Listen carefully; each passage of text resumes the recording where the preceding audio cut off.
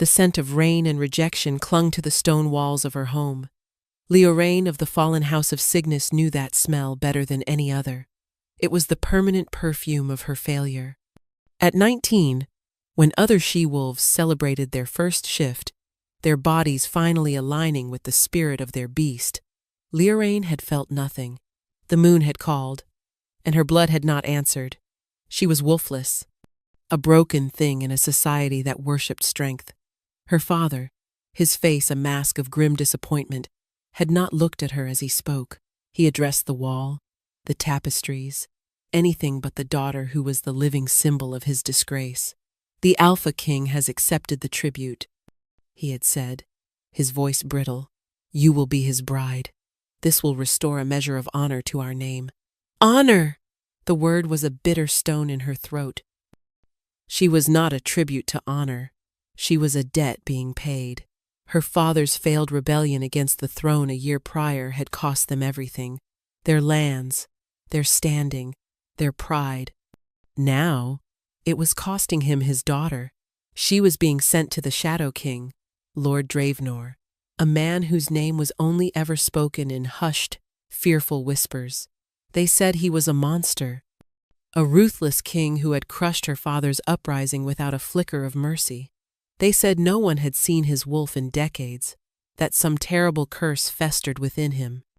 He was a phantom who ruled from a fortress of black stone and perpetual twilight, and she was being sent to his bed. "Do not disgrace us further," her mother had whispered later, pressing a cold hand to Leoraine's cheek. Her eyes were hard, not with malice, but with the weary resignation of a woman who had lost too much. "Be a good wife. Be quiet. Be obedient. Survive. Survive." That was the only goal. Leoraine looked at her reflection in the polished silver of a water basin. Pale skin, wide gray eyes that saw too much, and a spirit that felt infinitesimally small. She possessed no claws, no fangs, no beast of righteous fury waiting to be unleashed. All she had were stories, tales her grandmother had taught her, whispered in the dark of her childhood bedroom. Stories of ancient magic, of love that healed curses, of courage found in the most unlikely of hearts. They were frivolous things, useless in a world of alphas and omegas, of power and dominance. They were all she had left. The journey to the onyx spire, the seat of the Alpha King, was a silent, grim affair. She traveled in a black carriage, flanked by two of the king's royal guard. They were massive wolves, their human forms radiating an aura of contained violence. They never spoke to her, but she felt their contempt like a physical weight. A wolfless omega for their king, the insult was profound. She could hear the whispers whenever the carriage stopped in a village. Faces peered through curtained windows, their expressions a mixture of pity and morbid curiosity. The broken bride, they called her. The lamb for the slaughter. Each word was a tiny cut against her already wounded pride. She held her head high, focusing on the sway of the carriage, the creak of the leather, anything to drown out the noise. The air grew colder as they ascended into the mountains. The trees became dark sentinels, their branches clawing at a sky the color of slate. Then she saw it. The onyx spire was not a castle. It was a scar on the landscape, a jagged tooth of black rock that stabbed at the heavens. It seemed to drink the light from the air, surrounded by a perpetual gloom that had nothing to do with the weather. Her breath caught in her throat. This was not a home. It was a tomb. The carriage rattled across a drawbridge spanning a chasm so deep she could not see the bottom. The portcullis groaned upward, a monstrous mouth opening to swallow her whole. The guards pulled her from the carriage without ceremony, their grips bruising on her arms. "The king awaits," one of them grunted, shoving her toward a pair of massive obsidian doors. Inside, the fortress was a cavern of shadows and echoes. The air was frigid, carrying the scent of old stone, cold iron, and something else, something wild and pained. It was the faint, unsettling scent of a beast in agony. Leoraine clutched the small satchel that held her only possessions, a spare dress and a worn book of fairy tales, and steeled her spine. She was a daughter of Cygnus. She might be broken, but she would not crumble. Not yet. The throne room was designed to intimidate. It was a vast, vaulted cavern of a room, the walls and floor polished black stone that reflected the torchlight like a dark, still lake. High above, narrow windows let in only slivers of the dying afternoon light. At the far end, upon a dais of carved obsidian, sat the throne, and upon the throne sat the king. Lord Dravenor was not what she expected. The whispers had painted a picture of a gnarled, twisted monster, but the man before her was brutally handsome, carved from shadow and fury. He was tall and broad-shouldered, with hair as black as a raven's wing, and eyes the color of molten silver. Power radiated from him, a palpable force that pressed down on her, making it hard to breathe. It was a predatory stillness, the calm of a storm about to break. He did not rise. He did not speak. He simply watched her approach, his silver eyes tracking her every hesitant step. The silence stretched, thick and suffocating. The guards forced her to her knees, a respectful distance from the dais. The cold of the stone seeped through the thin fabric of her dress. "So this is it," he finally said. His voice was a low, rumbling baritone that vibrated through the floor, through her bones. It was a voice accustomed to command, devoid of warmth or welcome. The offering from the traitor Cygnus, a wolfless omega. He said the words, wolfless omega, as if they were a disease. The shame she had carried for years flared hot in her chest. She lifted her chin, meeting his gaze. It was a small act of defiance, but it was all she had. His lip curled in a faint, cruel smirk. "You have your mother's eyes. I remember them. They were full of fire before I extinguished it." He was speaking of the rebellion, of the day he had personally executed the men who fought alongside her father. Fear, cold and sharp, pierced through her resolve. This was not just a king. This was the man who had shattered her world. And he was looking at her as if she were nothing more than a piece of property, a spoil of war. "Leave us," he commanded the guards. The heavy doors boomed shut, leaving them alone in the cavernous silence. He rose from his throne, descending the steps with a predator's grace. He circled her, his footsteps echoing in the vast chamber. She remained on her knees, her heart hammering against her ribs. "You are to be my queen," he murmured, his voice laced with a dark, bitter amusement. A queen with no wolf, no power, no voice. A perfect symbol for this broken kingdom. He stopped in front of her, close enough that she had to crane her neck to look up at him. "You will serve your purpose. You will be a constant reminder to all who would dare defy me of the price of failure. Do you understand?" She could only nod, her throat too tight for words. "Good," he said, turning his back on her. "A servant will show you to your chambers. Do not leave them without my permission. Do not speak unless spoken to. You are mine now, little wolf." A trinket, nothing more. The first dinner was an exercise in silent terror.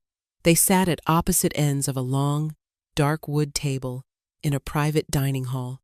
The chamber was lit only by a single candelabra between them, its flames casting long, dancing shadows that made the king look even more formidable. Servants moved like ghosts, placing dishes on the table and refilling goblets without a sound, their eyes perpetually downcast. Dravenor ate with a cold, detached precision, never looking at her. The silence was a weapon, and he wielded it expertly. Leoraine could barely bring herself to swallow. The food was rich, far grander than anything her family had been able to afford since their fall, but it tasted of ash in her mouth. She risked a glance at him, studying him from beneath her lashes. He was a portrait of perfect, menacing control. Not a single wasted movement, not a flicker of emotion in his silver eyes. But then she saw it. He reached for his goblet of wine, and for a fraction of a second, his hand trembled. It was a barely perceptible tremor, gone as quickly as it appeared, but she saw it. He clenched his fist for a moment before relaxing it, his jaw tight, a crack in the marble facade. Later, A servant dropped a silver platter with a loud clatter that echoed through the stone hall. Dravener flinched. His eyes snapped shut, and a deep line of pain creased his brow. His knuckles turned white where he gripped the edge of the table. The reaction was visceral, immediate, and utterly at odds with the unshakable composure he projected. He recovered in an instant, his expression once again an unreadable mask. He glared at the terrified servant until the poor man scrambled from the room. But Leoren had seen it. The king was not just cold. He was in pain. Some deep hidden wound lay beneath the surface of his icy control. A strange, unwelcome seed of curiosity took root in her heart. The whispers said he was cursed. For the first time, she wondered what that curse truly was. It was a dangerous thought. Pity was a luxury she could not afford, and curiosity could be a death sentence in a place like this. She lowered her gaze back to her plate, her fear now mingled with a disquieting sense of mystery. Her chambers were opulent, a gilded cage of silk sheets, plush carpets, and dark, heavy furniture. A fire crackled in a massive hearth, but it did little to chase away the bone-deep chill of the fortress. A balcony overlooked the chasm, offering a view of nothing but swirling mist and jagged rock. There was no escape. Days bled into one another in a monotonous haze. She was a prisoner, confined to her rooms and an adjoining sitting area. A stern, silent maid brought her meals and attended to her needs, but never spoke a word. The loneliness was a physical ache, a constant companion in the suffocating silence. To keep madness at bay, she explored her prison. Tucked away behind a heavy tapestry, she found a small, forgotten library.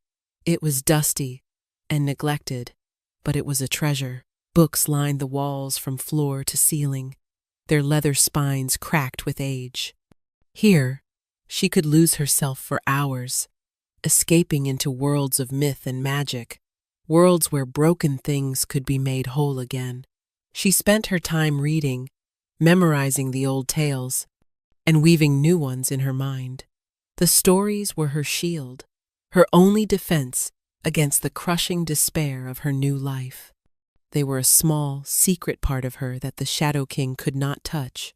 One night, a week after her arrival, the heavy doors to her chambers were thrown open without a knock. Dravener stood there, framed in the doorway. He looked undone. His black hair was disheveled, his tunic was unlaced at the throat, and the shadows under his silver eyes were deeper than she had ever seen them. He looked like a man who had not slept in a century. "You," he rasped, his voice raw. "They say your grandmother was a story weaver." Leoren's heart leaped into her throat. "She was, my lord." He stalked into the room, his movements agitated, restless. He paced before the fire like a caged wolf. "I cannot find rest. The shadows, they do not quiet." He stopped and turned to her, his gaze piercing, desperate. "Tell me a story." The command was so unexpected, so bizarre, that she could only stare at him. "A story, my lord? Do not make me repeat myself." He snarled, a flicker of that dangerous power returning. "Tell me a story. Anything. Just fill the silence." He sank into a large armchair by the fire, burying his face in his hands. He looked utterly exhausted, the fearsome Alpha King brought low by something she could not see. Terror warred with a sliver of opportunity. This was a command, one she could not refuse, but it was also a chance to use the one skill she possessed. Her voice trembled as she began, choosing a simple tale her grandmother had often told her, a story of a star that fell in love with a mortal man, in an age before the moon held dominion over our kind. She started softly, her voice gaining strength with each word. There was a star in the heavens, brighter than all the others. She wove the tale, her words painting pictures in the air. She spoke of celestial light and earthly sorrow, of a love that defied the boundaries of night and day. As she spoke, she watched him. Slowly, miraculously, the tension began to bleed from his body. The rigid line of his shoulders softened. The fist he had clenched on the arm of the chair uncurled, finger by finger. He did not lift his head from his hands, but he was listening. The restless energy that had crackled around him subsided, replaced by a profound stillness. The silence he had commanded her to fill was now a different kind of quiet, not empty and oppressive, but calm and contemplative. She finished the story, her voice trailing off into the crackle of the fire. He did not move for a long time. She thought perhaps he had finally found the rest he sought. When he finally looked up, his silver eyes were clearer than she had ever seen them. The desperate pain lessened to a dull ache. "What was her name?" he asked, his voice quiet, stripped of its usual harshness. "The star?" Leoraine asked, surprised. She had no name. She was just light. He nodded slowly, as if the answer held some deep significance. He stood, his immense frame seeming less threatening in the soft firelight. "You will do this again tomorrow night." It was not a request. He turned and left without another word, the doors closing softly behind him, leaving Leoraine alone with the echo of his command and a dawning sense of wonder. Her useless, frivolous talent had just soothed the most feared beast in the kingdom. Their nightly ritual began. Every evening after the silent, tense dinner, Dravener would come to her chambers. He would sink into the armchair by the fire, and she would tell him a story.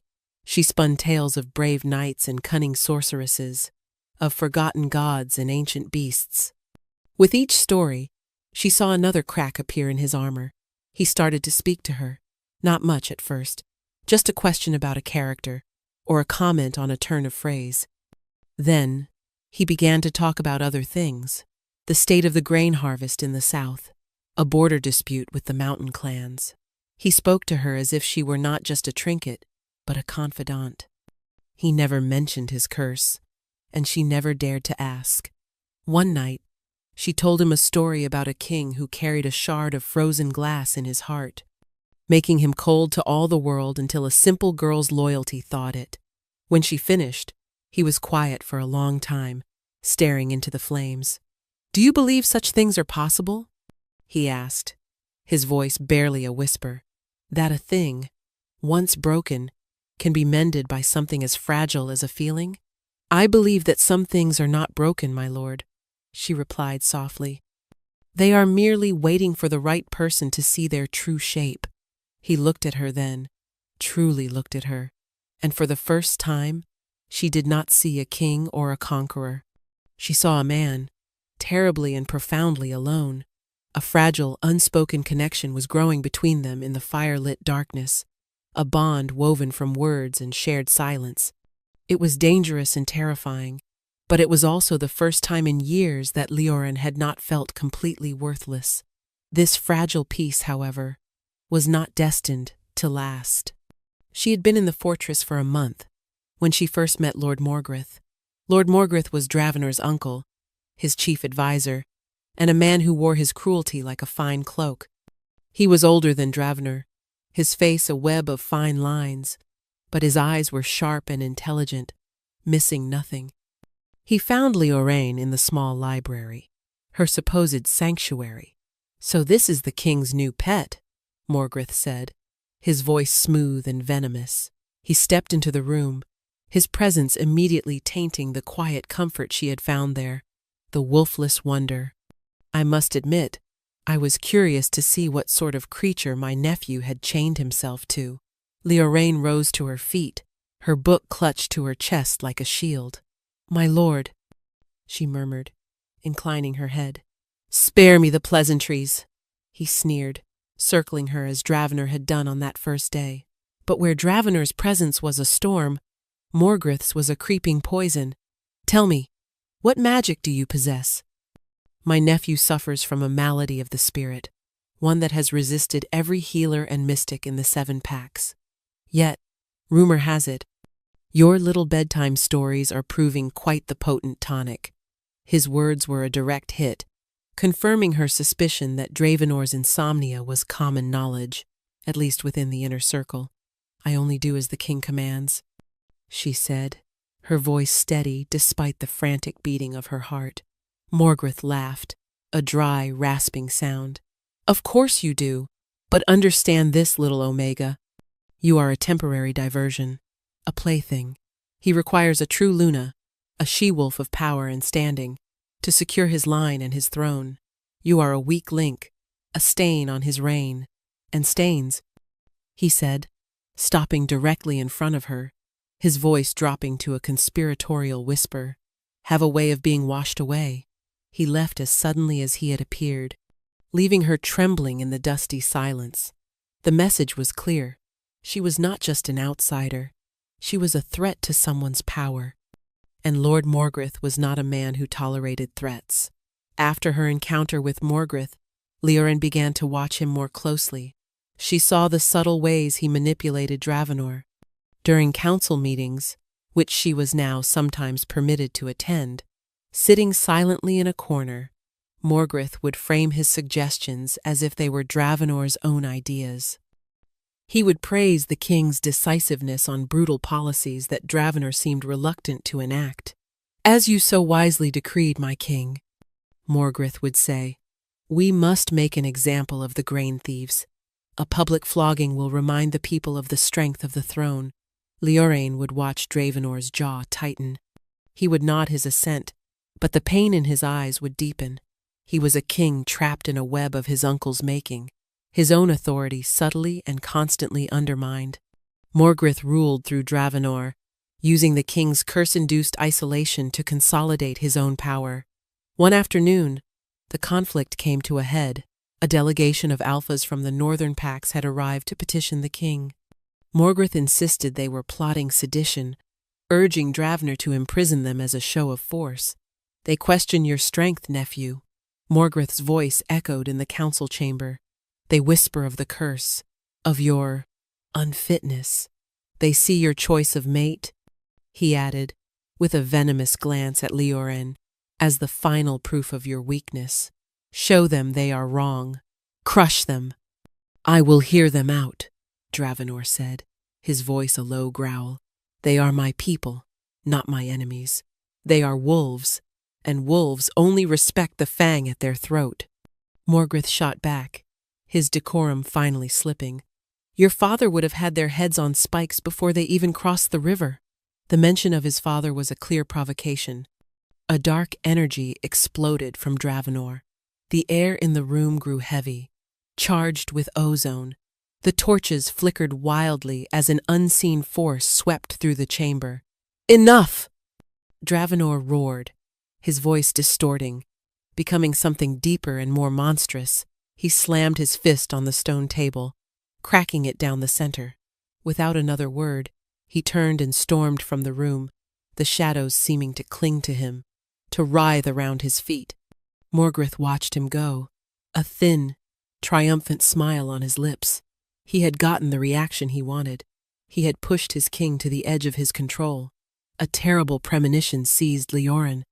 She excused herself from the stunned council and followed the path Dravenor had taken. She didn't know why.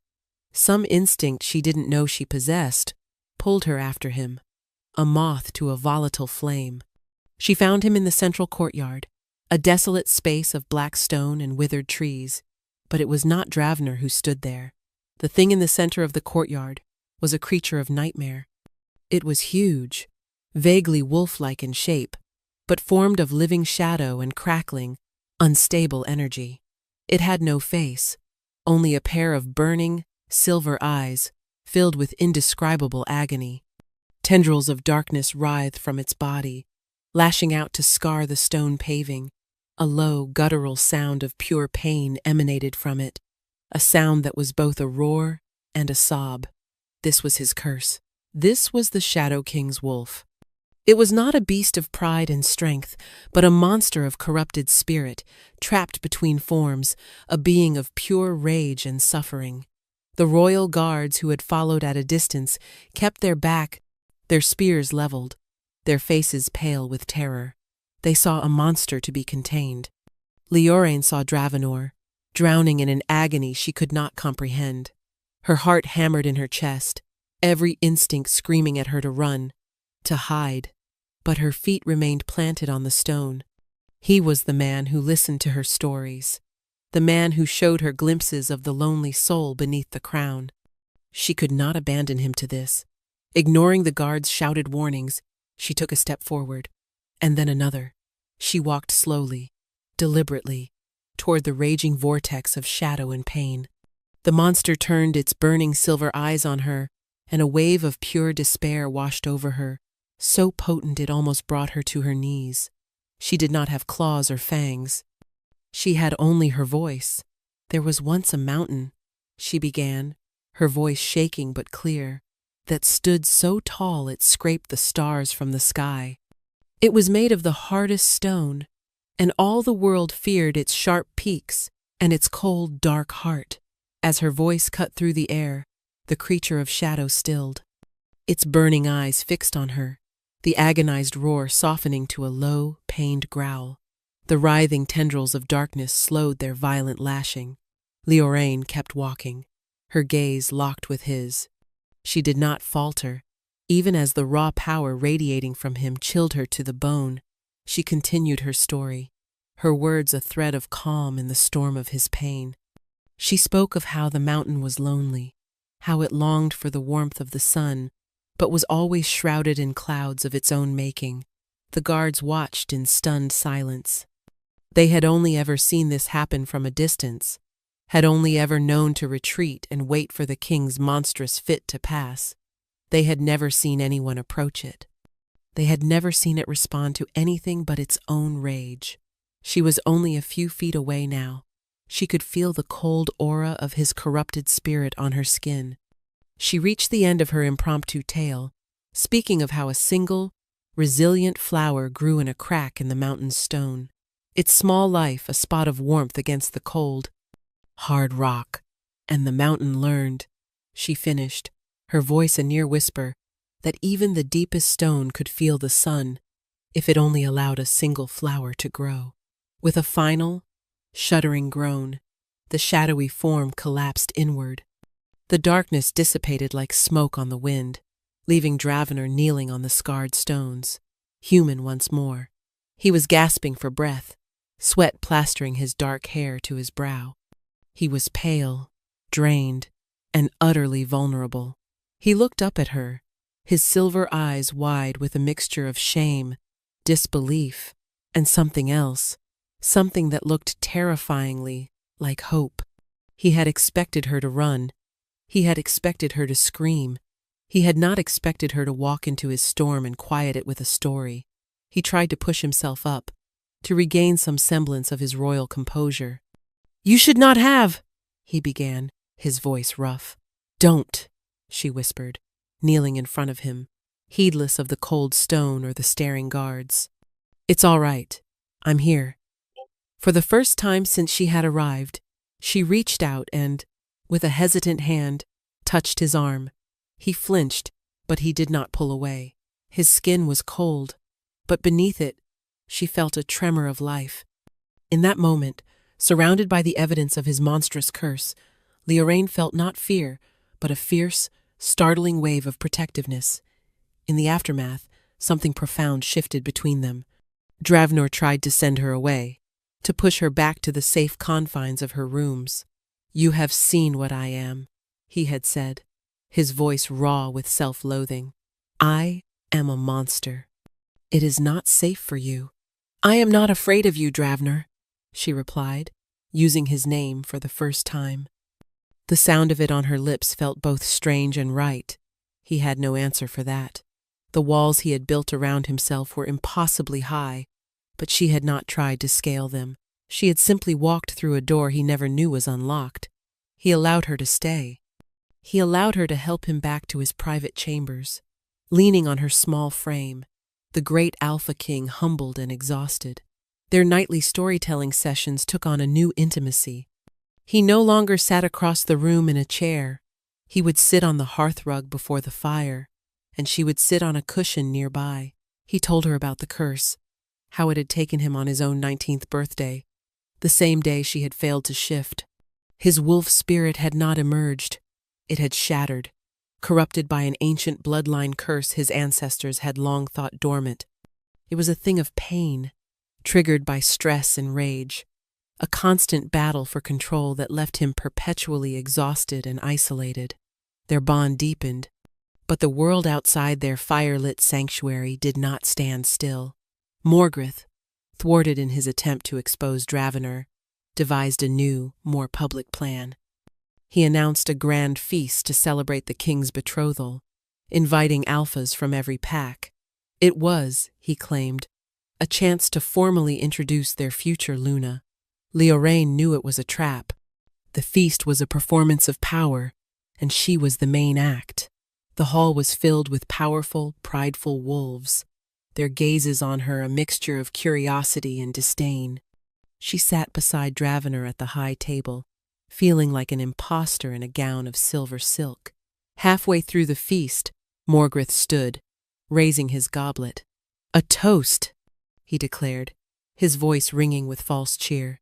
"To the king and his chosen bride. An unconventional choice, to be sure, but one we must all embrace. In fact, to solidify her place among us, I believe a demonstration is in order.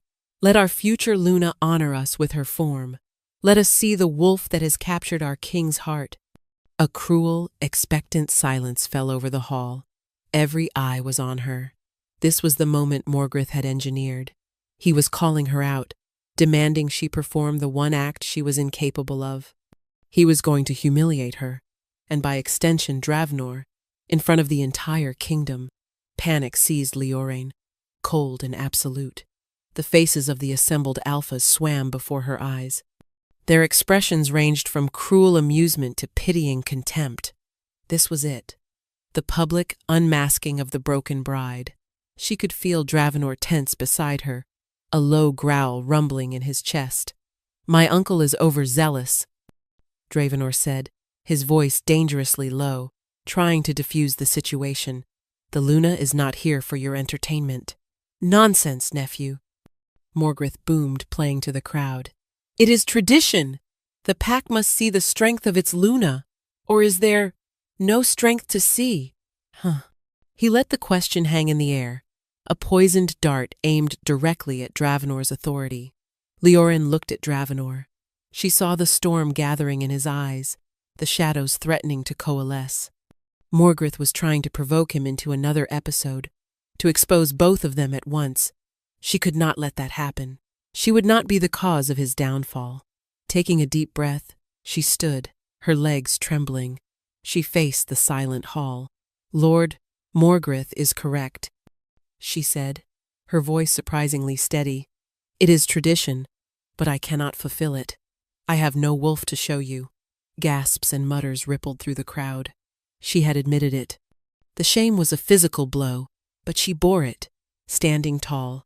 Morgrith's smile was predatory. "So, the rumors are true. The king would bind himself to a defective, an omega who cannot even perform the most basic duty of our kind." He took a step toward her, his hand raised. "This union is a mockery. She is unfit." He moved as if to strike her, to cast her down from the dais. Before his hand could land, Dravenor moved like lightning. He was in front of her in an instant, a blur of black and silver. He caught Morgrith's wrist in an iron grip, his eyes blazing with a fury that was entirely his own, not the curse's. "You will not touch her," Dravenor snarled, his voice vibrating with absolute power. The entire hall recoiled from the force of his alpha command. He shoved his uncle back, sending the older wolf stumbling. Dravenor turned to face the stunned alphas, keeping Leoraine protectively behind him. "You wish to see the strength of your Luna?" he roared, his voice filling every corner of the vast hall. "Her strength is not in her claws or her fangs. It is in her heart. It is in a courage that none of you possess. She stood before you and spoke the truth, knowing you would scorn her for it. She has faced my darkness without flinching. She is 10 times the wolf any of you are." He turned, his silver eyes finding hers. In front of his treacherous uncle and the entire assembly of nobles, he gently took her hand. "She is not merely my bride," he declared, his voice ringing with unshakable conviction. "She is my choice. She is my mate, and you will show her the respect she is due as your queen." The feast ended in a tense, shocked silence. Morgrith had been publicly humiliated, and the Alphas had been put on notice. Dravenor had not just defended her, he had defied 1,000 years of tradition for her. He had chosen her, with all her perceived flaws, over the expectations of his entire world. Later, in the quiet of his chambers, the adrenaline faded, leaving them both raw and exposed. The fire crackled, the only sound in the room.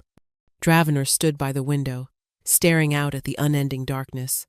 "What you did tonight," Leorin began, her voice thick with emotion. "I only spoke the truth," he said, turning to face her. The emotional turmoil of the evening had left him drained, his defenses down. "They don't see you, Leorin. They look at you and see a lack of something. A wolfless girl. When I look at you," he trailed off, taking a step closer. "When I look at you, I see the light that holds back my shadows. I see the only peace I have known since I was a boy. You are not a lack of something. You are everything." His confession hung in the air between them, more intimate than any touch. He was so close now she could see the flicker of the flames reflected in his silver eyes. He looked at her not as a king, not as a master, but as a man laid bare. He lifted a hand, his fingers gently brushing a strand of hair from her face. His touch was hesitant, reverent. "I have been in the dark for so long," he whispered, his voice rough with a pain that tore at her heart. "And you are like the dawn." He leaned in, his gaze dropping to her lips. Her heart stopped. This was it, the culmination of all the stolen moments, the shared stories, the quiet understanding. She tilted her head up, her eyes fluttering closed, waiting for the kiss that would seal the unspoken truth between them. A frantic pounding on the chamber door shattered the moment. "My king!"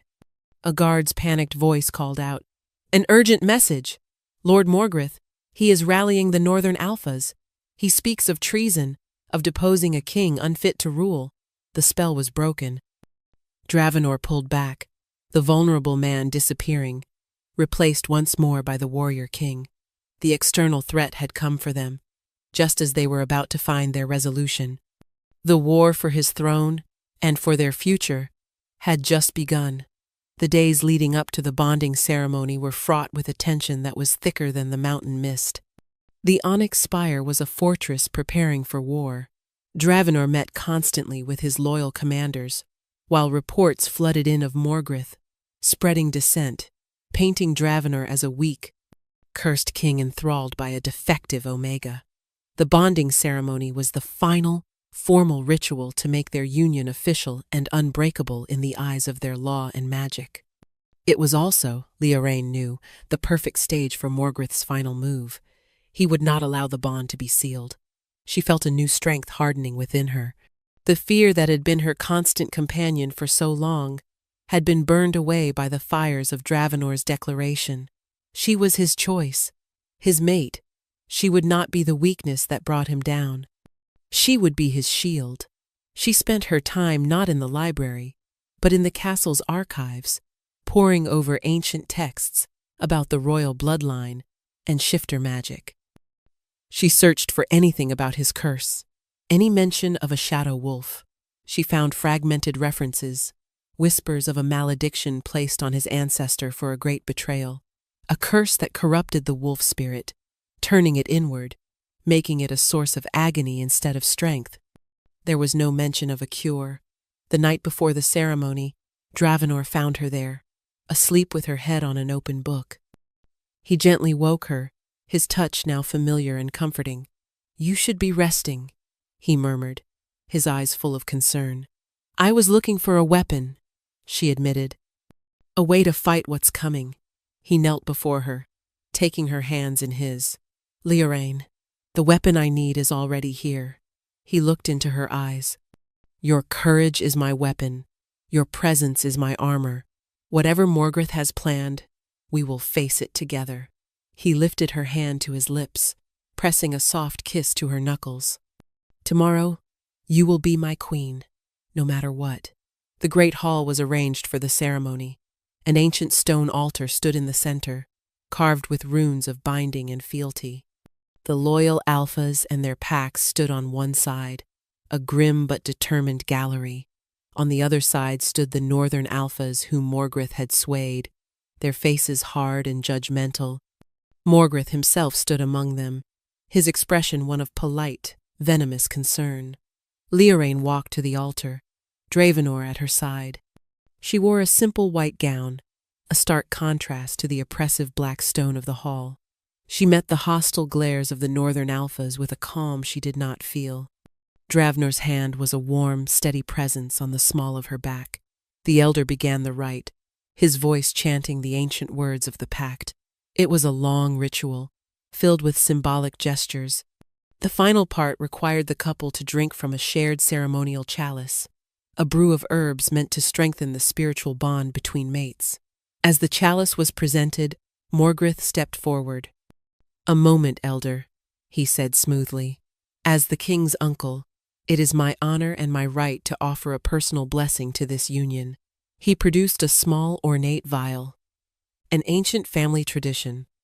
A drop of this elixir, from the sap of the moon-petal flower, ensures a strong and fertile bond. Dravenor's guards tensed, but Morgrith's actions were cloaked in tradition. To refuse would be a grave insult. Dravenor gave a stiff nod, his eyes narrowed with suspicion.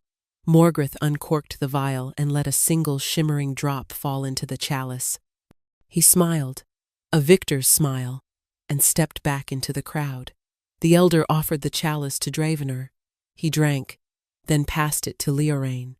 She hesitated for only a second before raising it to her lips and drinking as well. The liquid was sweet, but with a bitter, metallic aftertaste. For a moment, nothing happened. "Then," Dravenor gasped. His hand flew to his chest, and he staggered back from the altar.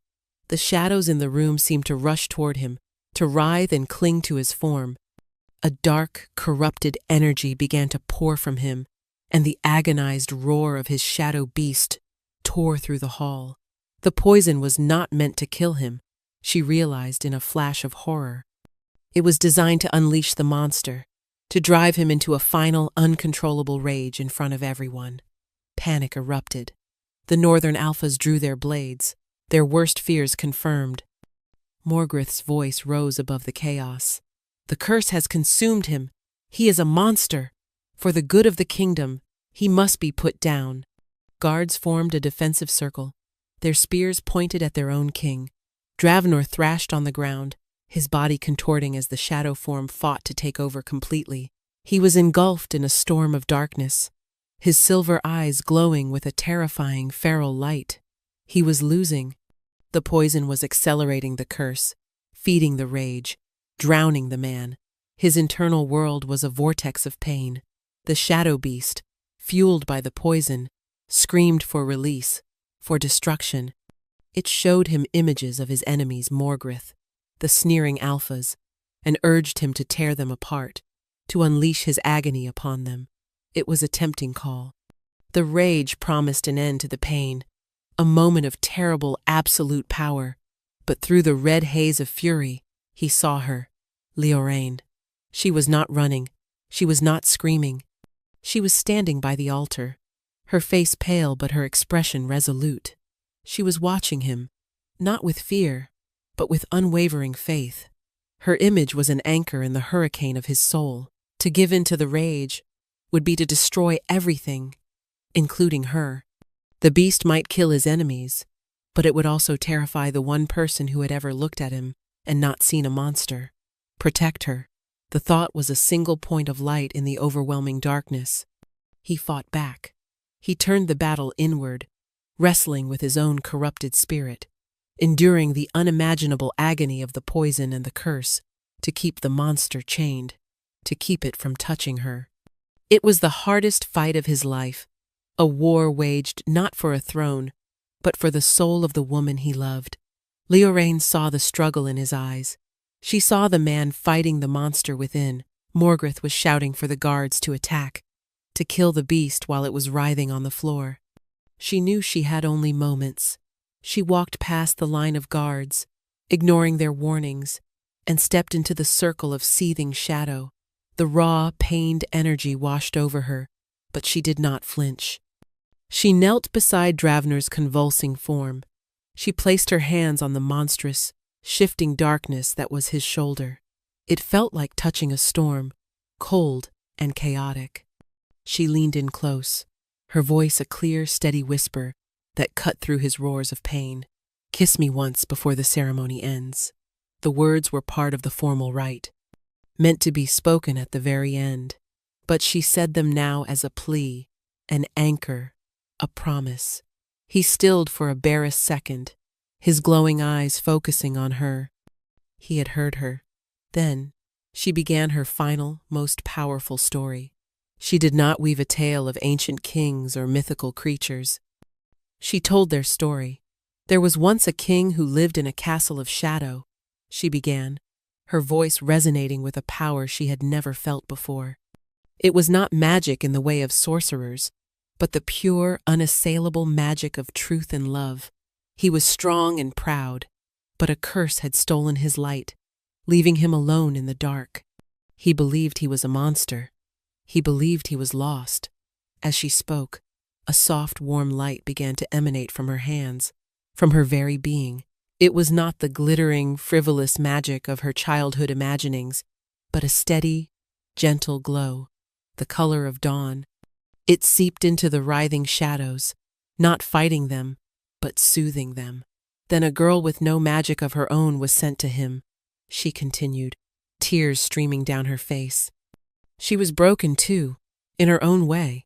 She was wolfless in a world of wolves, but she did not see a monster in the king's darkness. She saw a man in pain. She saw his light, buried deep beneath his wounds. And she wasn't afraid. The violent thrashing subsided. The terrible roars softened into a low groan. The light from her hands grew brighter, enveloping them both. It was the magic of acceptance. It wasn't healing the curse. It was integrating it. It was telling the man and the beast that they did not have to be at war, that they could be one. Her love was not a cure, Leorin whispered, her forehead pressed against the dissipating shadow. It was a mirror, to show him he was never a monster. He was just a king, waiting for his queen. The last of the shadows dissolved. Dravener lay on the stone floor, his human form whole and still. The poison had been purged. He pushed himself onto his elbows, his breathing ragged but even. He looked up at her, and for the first time, his silver eyes were completely clear, free from the haze of pain and rage. The curse was not gone, but it was dormant, quieted by a power greater than any hate. He reached up, his hand cupping her cheek. Then, in front of the silent, awestruck hall, he pulled her down and kissed her. It was a kiss of desperation and gratitude, of salvation and promise. He kissed her, and the ancient runes on the altar stone flared with a brilliant silver light, sealing their bond forever. When the light faded, a stunned silence held the hall. Dravener rose to his feet, pulling Leorain up with him. He looked at Morgrith, his expression like glacial ice. "Treason," he said, his voice calm but carrying the weight of absolute authority. "And the use of forbidden poisons against your king. Seize him." The northern alphas, who had been moments from attacking their king, now turned on Morgrith, their faces masks of fury and shame. They had been manipulated, their honor used against them. Morgrith tried to flee, but he was surrounded. He was dragged away, screaming curses and threats that no one listened to. Dravenor turned back to Leorain. Without a word, he gently tilted her head to the side. The crowd watched, breathless, as he leaned in and sank his canines into the soft flesh where her neck met her shoulder. The mating mark. A jolt of pure energy, warm and silver, shot through Leorain, binding her to him, soul to soul. The bond was complete. She was his, and he was hers. He was no longer just the Alpha King. He was her Alpha, and she, the wolfless Omega, was his Luna Queen. He rested his forehead against hers, his eyes closed.